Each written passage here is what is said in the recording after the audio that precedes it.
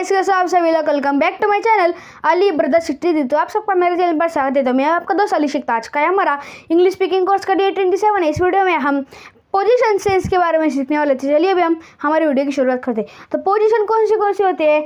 पहला है बगल में, तो इसके लिए इंग्लिश वर्ड है नेक्स्ट टू। दूसरा है आगे, इसके लिए इंग्लिश वर्ड है अहेड ऑफ। तीसरा है पीछे, उसके लिए इंग्लिश वर्ड है बिहाइंड। चौथा है दाई ओर, उसके लिए इंग्लिश वर्ड है राइट टू। पांचवा है बाई ओर, उसके लिए इंग्लिश वर्ड है लेफ्ट टू।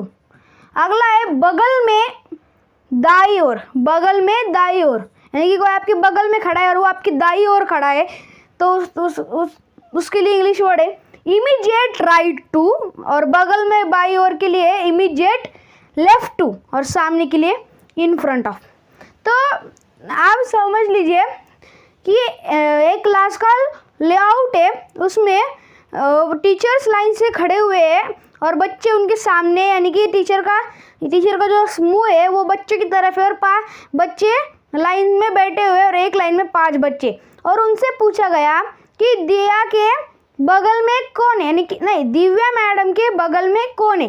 तो इसमें अभी ये ऐसे इस पोजीशन में वो टीचर्स बैठे हुए, तो आप कहोगे कि रश्मि है, पर रश्मि जो है वो बगल में बैठी है, ये सही है, पर उसके बाद मसूद, जुनैद और संदीप भी तो है ना, वो भी तो उसके बगल में ही बैठे हैं ना। तो उसका आंसर क्या हो गया? दिव्या के बगल में रश्मि, मसूद, जुनैद और संदीप बैठे। और अगर आपसे पूछा गया कि दिव्या के बगल में दाई और कौन बैठा है, दिव्या के बगल में दाई और कौन बैठा है, तो आप कह सकते हो रश्मि। क्या? रश्मि। क्या कह सकते हो आप? रश्मि कह सकते।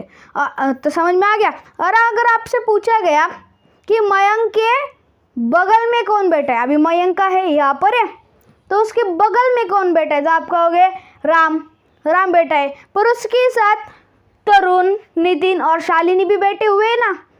तो फिर उसका आंसर क्या होगा कि मयंक के बगल में राम, तरुण, नितिन और शालिनी बैठे हुए।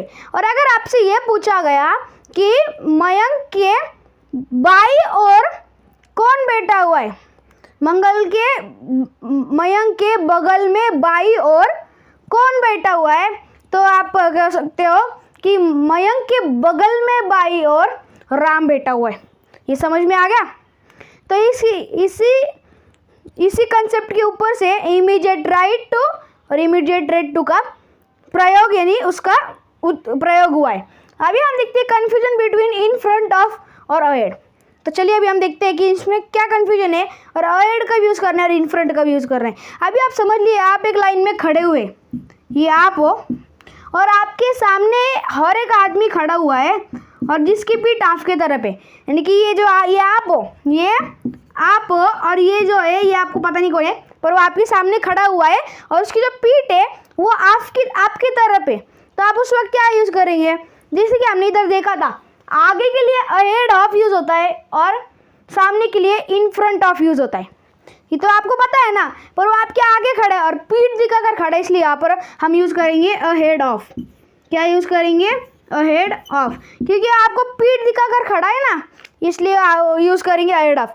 और आप अभी हम देखते हैं कि इन फ्रंट ऑफ का भी यूज़ करेंगे। आप मान लीजिए आप लाइन में खड़े हो और आपके सामने हर एक व्यक्ति खड़ा है, पर उसका जो चेहरा है वो आपकी तरफ है, आप उससे बात कर रहे हो, यानी ये जो है ये आप हो और ये एक दूसरा आदमी है जिससे आप बात कर रहे हो, वो आपके सामने है, बिल्कुल आमने सामने आप उससे बात कर रहे हो, तो उस वक्त हम यूज़ करेंगे इन फ्रंट ऑफ। तो ये आपको समझ में आएगा कि अहेड ऑफ कब यूज़ करना है और in front of. Ahead of use कब करना है? अगर आपके आगे वो खड़ा है और आपका चेहरा उसे नहीं दिख रहा, तो उस वक्त आपको अहेड ऑफ यूज़ करना है। और वो आपके आगे खड़ा है और वो आपसे बात कर रहा है, उसका चेहरा आपको दिख रहा है, तो उस वक्त इन फ्रंट ऑफ यूज़ करना है। तो यही था आज का हमारा इंग्लिश स्पीकिंग कोर्स का डे 27। इस वीडियो में हमने पोजीशन के सेंस के बारे में सीखा है कि किस वक्त कौन सा पोजीशन का प्रयोग करना है, उसके बारे में सीखा है। तो confusion between in front of और अहेड क्या के बीच में क्या कन्फ्यूजन का उसको भी हमने सॉल्व कर दिया है। तो अगर आपको अच्छा लगा होगा तो इस वीडियो को लाइक करिए, शेयर करिए, सब्सक्राइब करिए और हमारे चैनल पर आखिरी तक बने रहिए। Thank you.